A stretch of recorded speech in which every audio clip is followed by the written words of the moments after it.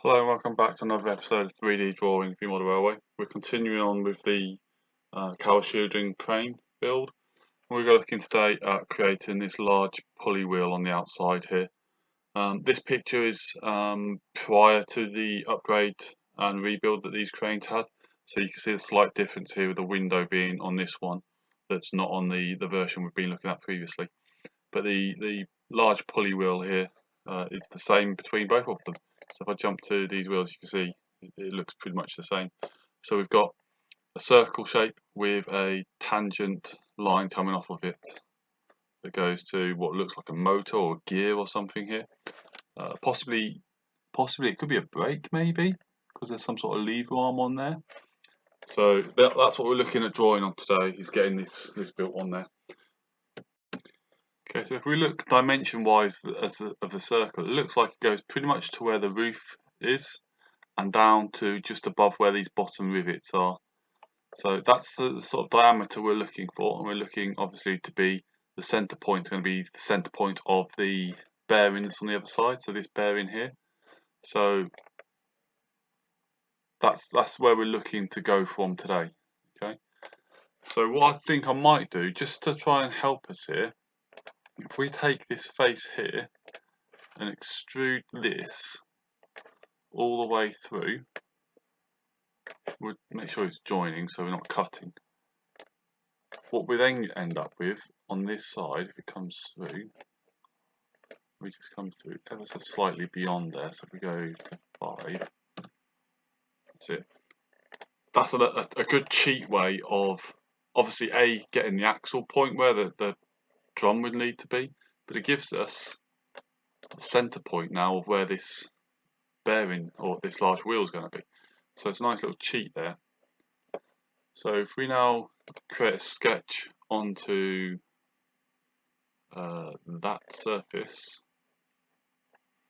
and we can do a centre point circle, we can then pick up the centre point to drag out.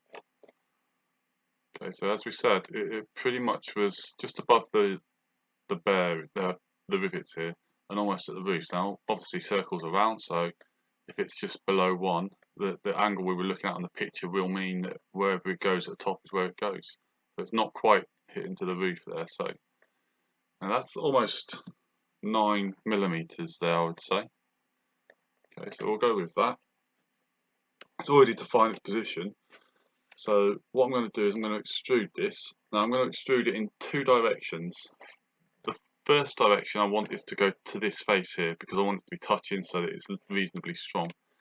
Now if you look at the pictures, let's find one like this. There is a bit of a gap there, but the problem is if that gap's so small, if we don't get it up to that face, this will end up just be floating, and I'll have to put support at the bottom here to help it print. And you're not really going to notice that once it's printed, so I might as well just extrude that to both sides. So if we select that inside, select it to the face, we know that it's going to be touching. We want to make sure they're both joined. Okay, so how deep does it look? So if we have a look, we're looking at 7, maybe 8 inches or so. So if we go just over a millimetre, I reckon. If we go 1.2mm, have a look, see what that looks like.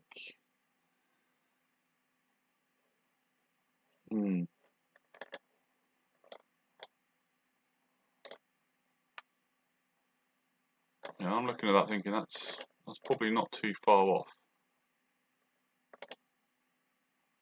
Yeah, we're going to go with that. Now you notice that I didn't pick up the centre circle here. Again, deliberately, just to show you what happens if you don't. You just select it again, extrude, and we'll drag it out to that face and it joins. It's not a big issue there. Okay, so the next thing we look at on these pictures is there is like a plate that goes round, not to the full width. So we can draw that on again using the circle. We can find the centre point and we're just going to drag it out. How far do we think? So it's not particularly far off that outside, so probably about 8mm. Probably going to be about the right position, I would say. And we're just going to come forwards 0.1 millimeter just to give it some relief. Okay, looking okay there. Let's have a look at the picture. So again, we've got a large centre boss here.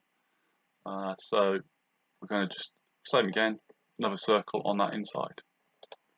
Okay, sketch on that face. I reckon that looked about 12 inches maybe on that picture. So it's going to extrude that forwards. And how far forward? It's not particularly big, that's probably 5 or 6 inches or so. So we'll go 0. Let's go 0.8, see how that looks. And that may be too big on that centre circle, so I'm just going to reduce. Oh, I don't want that one.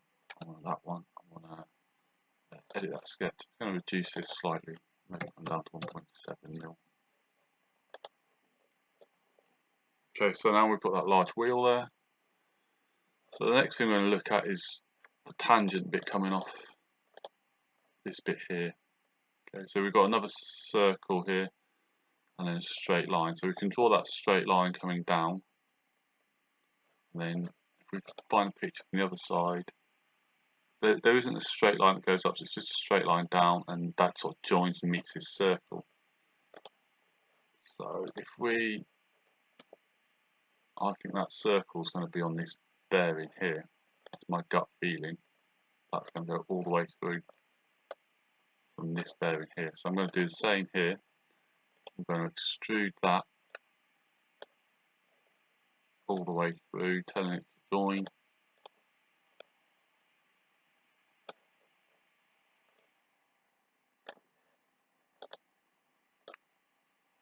Looking at the size wise, how far off size is that going to be? It's probably a little bit bigger than that bearing, that circle we've got there. So let's just take this back in again, ever so slightly. And then we're going to create a slightly larger circle on here, I think. So we don't, is it touching?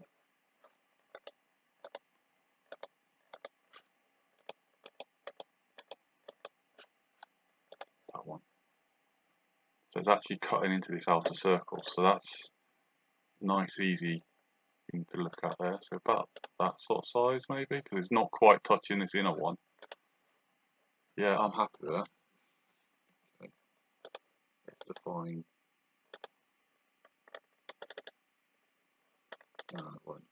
There we go. 1.7 millimeters. Good. And then we can extrude these. Again, 2 ways. So we're going to take the inner one to that face, take it to join. Okay, how far does this come? Does it go beyond?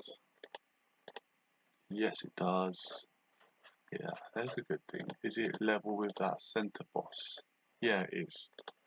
I think it's going to be up to this sort of distance there. Okay, and if we have a look again on the pictures, is there any? Yes, there's a smaller centre spindle on there.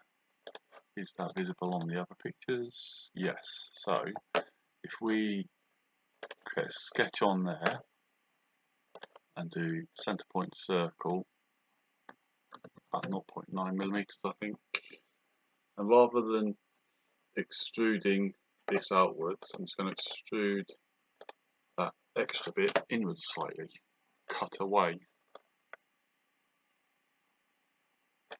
at 0.4.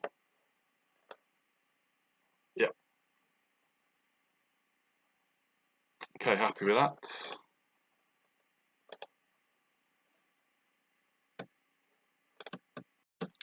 Okay, so the next thing I'm going to draw is this plate coming round there as well, so that shouldn't be too difficult. Go onto the front face here, create a sketch on this plane here, because that's the bit that it looks flat to. If you see, it looks flat to this bit here. So create a sketch on there. Just looking for a line to go from there. It needs to touch into this one here, ideally.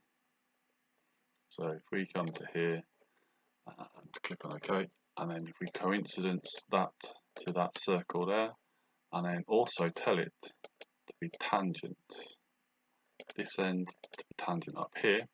So now what you've got is a straight line. So as it comes around, it goes shortest route across to the tangent point in that position there. We can then just select that inner surface and then extrude that, and we're going to want it to match, let's spin it around, to the back of this large circle here, so it's all flat. Okay, nice easy little thing there. As long as you understand the tangent is tangent to this line, so it will go in a straight line between the two. Okay. How's that look compared to the photos? Yeah, I'm pretty happy with that. So yeah, pretty good, pretty good. Okay, so the next thing we can look to add on is there's two little supporting plates here. There's one here, and where's the other side? There's one also on the other side. So if we jump back into Fusion, okay, let's have a quick look again. It's height relative, so it's pretty much where those rivets are. So we can create. You can't create on that circle again, okay? But if we do a tangent plane to that face, you then can create an offset plane which will go around that face there. Okay, so that's pretty much where we're going to want it. And then draw on that plane. You can see that's the center point of where that drawing is. If we just use, actually we'll use a center point rectangle. It needs to be clipping onto the end here. It's probably about 0.6. No, that one's 0.6. Escape that. Yeah. And we're going to clip that there, and then we're going to tell. Escape that. Let's select the wrong edge. Coincidence, that corner. It won't come to the edge. Ah, there we go. We can probably get into. Maybe. No, we can't. Okay, so we will have to define its length. Let's go 1mm. Needs to be a little bit more. There we go. So that's clipping into that edge. And then if we extrude that, it's not a particularly thick one. Do two-sided extrusion just to make sure it goes all the way into that circle. There's no floating bits. And comes out. Do 0.2 just so that you can actually see it on the model when it's built. Okay, click on OK. And then what we should be able to do is circular pattern. That's done rectangular. Circular pattern. It might need to be pattern and path actually. So do feature and axis. Nope, it's not going to work. So we'll do pattern on path. See how that works. So select that feature, and then the path being that. There we can bring that round. Path direction to make sure it's lays flat. We're going to need two of them. Okay, so let's have a look. I bet the position is going to be almost identical height wise. So if we have a quick look on the photos, so this position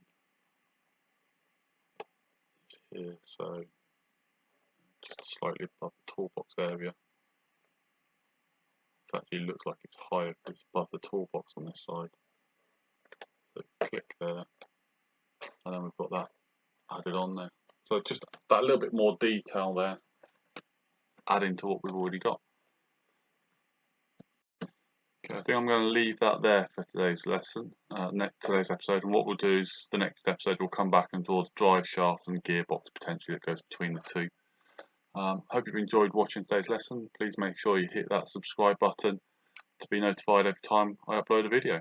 Thanks for watching.